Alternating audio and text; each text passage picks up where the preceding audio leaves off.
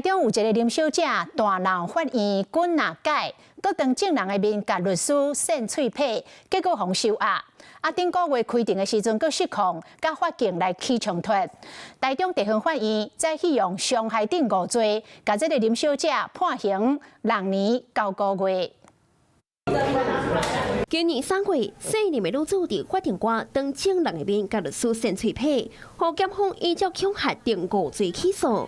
6月開庭的時，女子有前罪，後來佮解釋全部唔成真，甚至甲律師跳婚。法院今日再起甲姓林的女子判6年9個月，當時紅牌律師要來聽判決。到底他對自己的行為有沒有一個反悔？我們之所以不要和解，我們也就是說借這個案子能夠給民眾一個法治教育的這一個機會。姓林的女子去年甲親人相濟財產，在法庭上講要對律師不利，後來佮當庭甲律師翕相拋棄裡面冊頂怪甲恐嚇。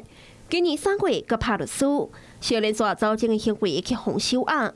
6月佇庭上佮無成見動手，甲法警糾6。在起宣判時，為着避免姓林的女子佮失控，法院予伊對法庭的後壁通道入來，佮安排2個女警佮1個男警佇邊仔介護。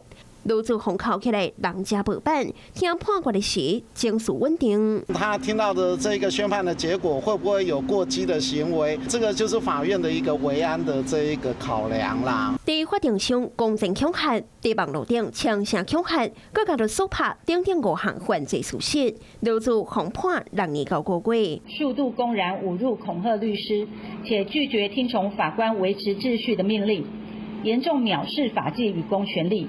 散布被害人等的照片，揚言殺害，嚴重侵害被害人的名譽、隱私與人身安全。姓林的女子其實是對官司不滿，在法庭上亂過來擺，袂笑也是愛為家己造證的行為付出代價。